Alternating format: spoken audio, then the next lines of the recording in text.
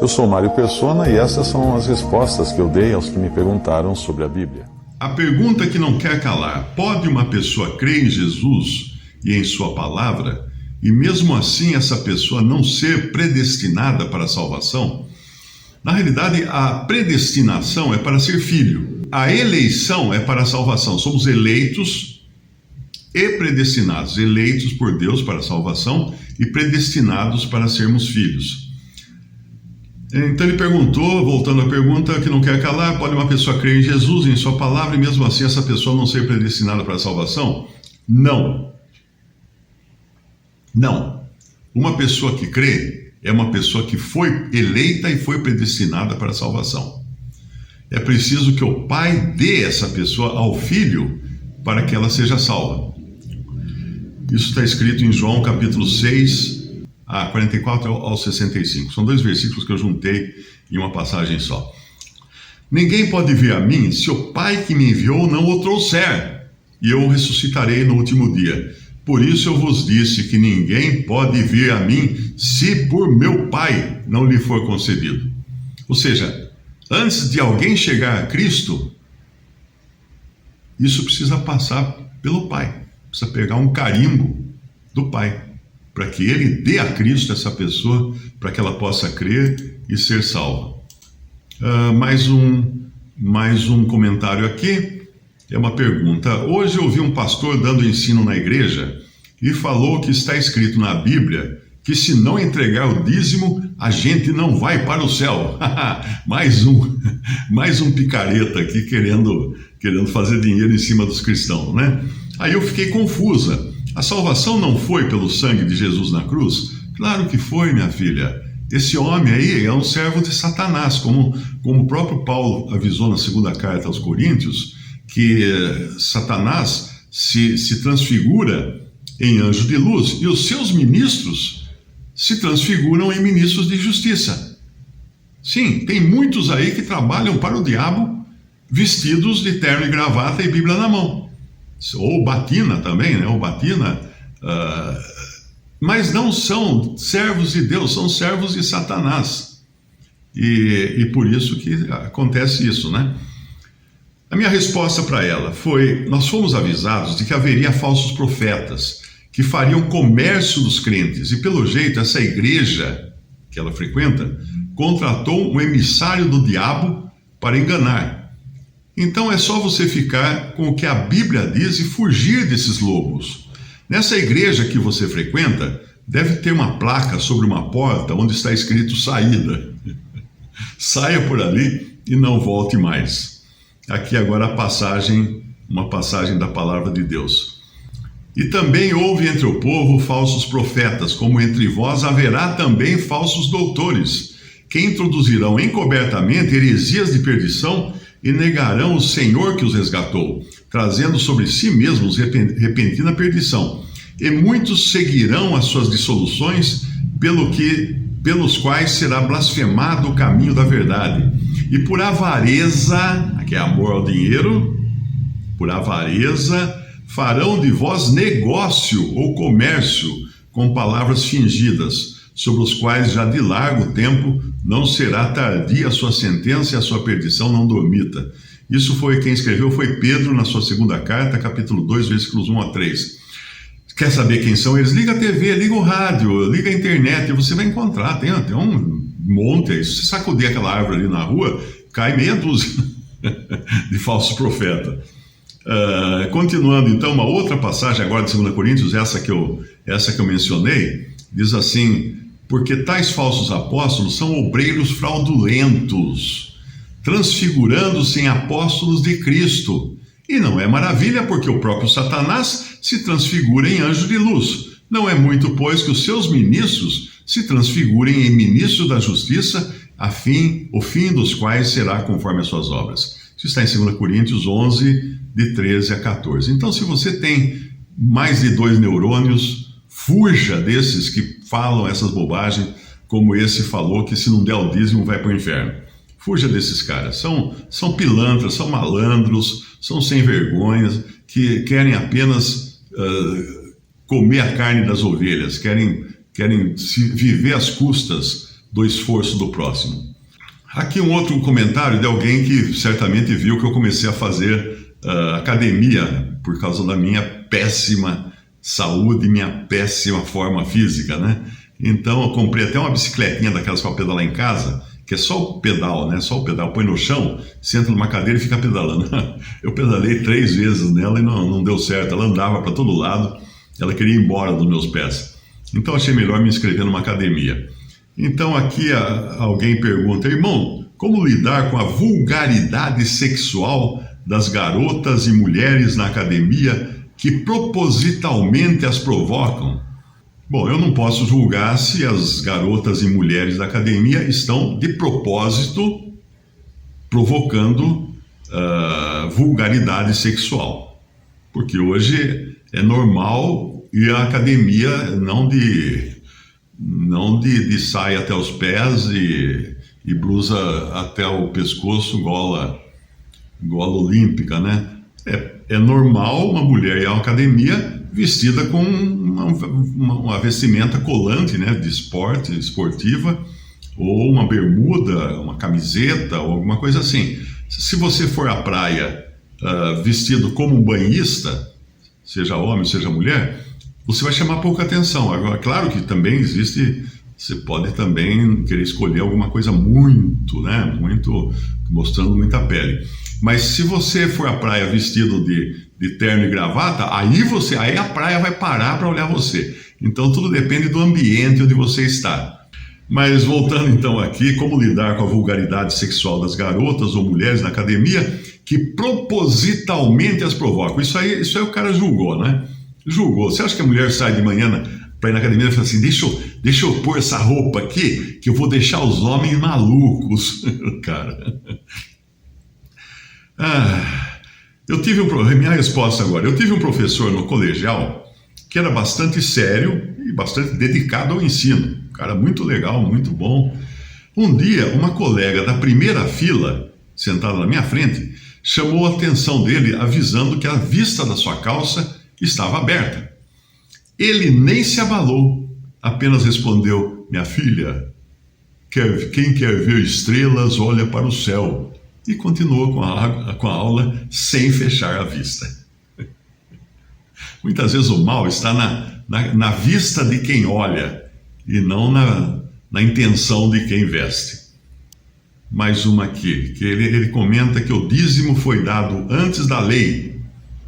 Isso para tentar provar que hoje o dízimo não é da lei. Porque às vezes eu falo: o dízimo faz parte da lei. Faz parte da lei, né? Fazia parte da lei também.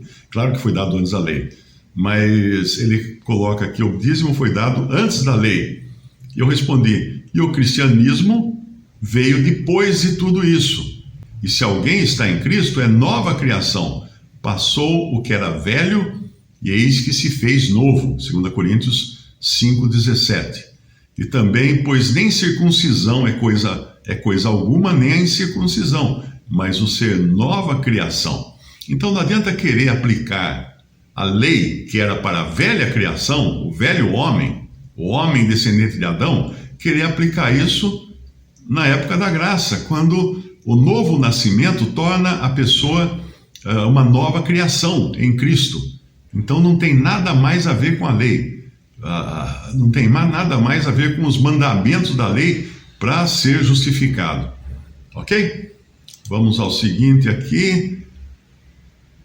Pergunta: entendi que o crente também adoece e morre de enfermidades, mas se a enfermidade é para a glória de Deus, pode sim acontecer milagres com o dom da cura. O Senhor mesmo disse: ide e curai os enfermos, e Ele mesmo que nos deu esse poder para curar os enfermos, e os que Ele tem um propósito através da cura, Ele realizará. Bom, minha resposta: por não entenderem o propósito dos dons dados pelo Senhor e depois pelo Espírito Santo também, mais tarde na formação da igreja, principalmente para o início da igreja, muitos caem vítimas de seitas pentecostais que usam até atores para fingir que são curados. Já soube de alguns casos assim, não vou nem repetir aqui porque tem uma dúzia de casos de situações em que atores foram contratados por igrejas para fingirem cura. Se você permanecer no conhecimento de que os sinais e maravilhas foram dados para serem executados pelos apóstolos para comprovar a pregação, você ficará mais segura. Sim, devemos orar por cura, mas sabendo que não vivemos mais nos primeiros tempos, quando todos eram curados. Aí eu citei Atos 5:12, e muitos sinais e prodígios foram feitos entre o povo pelas mãos dos apóstolos, e estavam todos unanimemente no alpendre de Salomão, Atos 5:12. E depois, continuando aqui, em Hebreus 2, de 3 a 4, como escaparemos nós se não atentarmos para uma tão grande salvação, a qual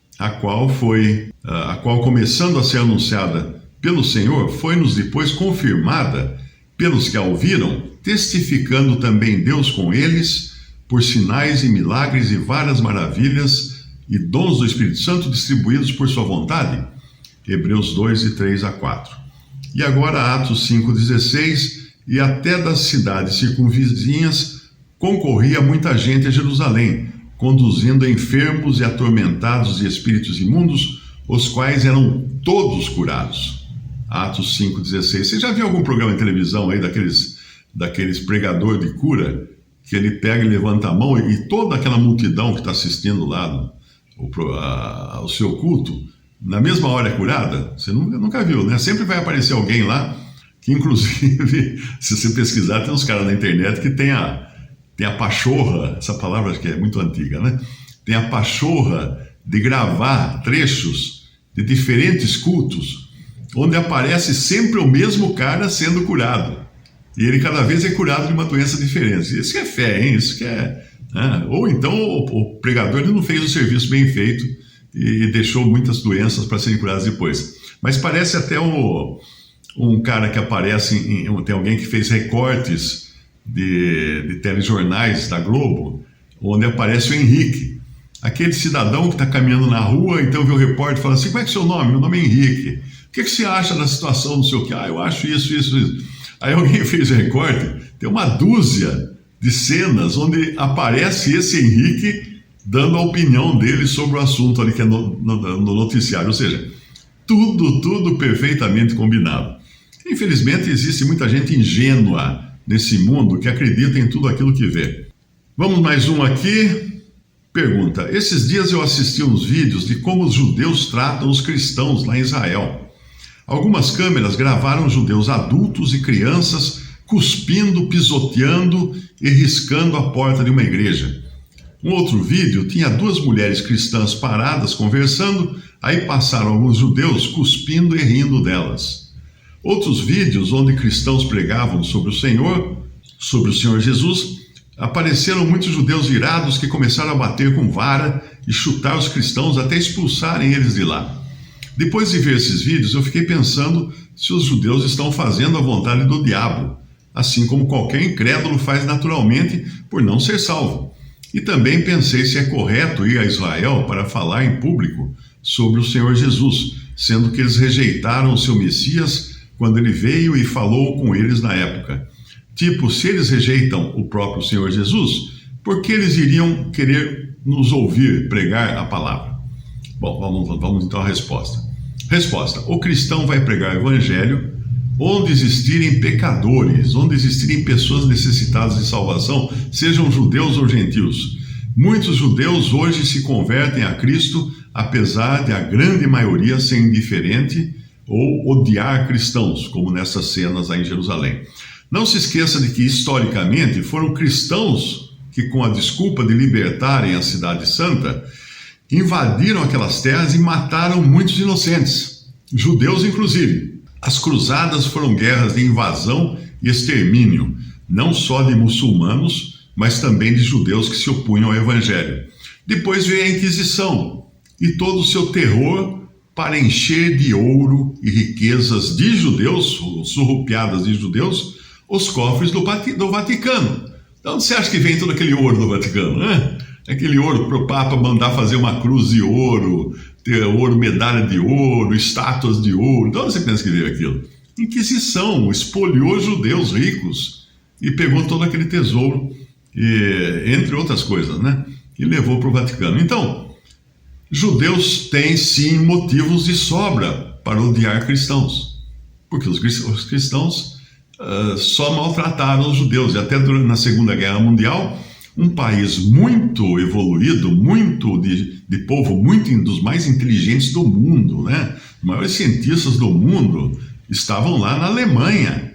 A Alemanha é um país cristão, um país de protestantes e católicos, né? Tinha os dois ali, protestantes e católicos, e, no entanto, aquele povo perseguia, torturava, prendia, matava judeus, prendia em campos de concentração, fuzilava famílias inteiras de judeus. Então, e sendo eles cristãos, todos eles com o símbolo da cruz, não é? Eu pergunto, então os judeus têm muita, eu digo, os judeus têm muita razão de não gostar de cristão, porque eles conheceram os falsos cristãos, não os verdadeiros, os falsos. Eles têm que conhecer a Cristo, não cristão. Cristão não ganha nada conhecendo cristão. Você tem que conhecer a Cristo, nós temos que crer em Cristo, não crer em cristão ou em religião cristã. Temos que crer numa pessoa. A salvação é pela fé numa pessoa, a pessoa de Jesus. Visite respondi.com.br. Também 3minutos.net. Baixe os e-books ou adquira os livros.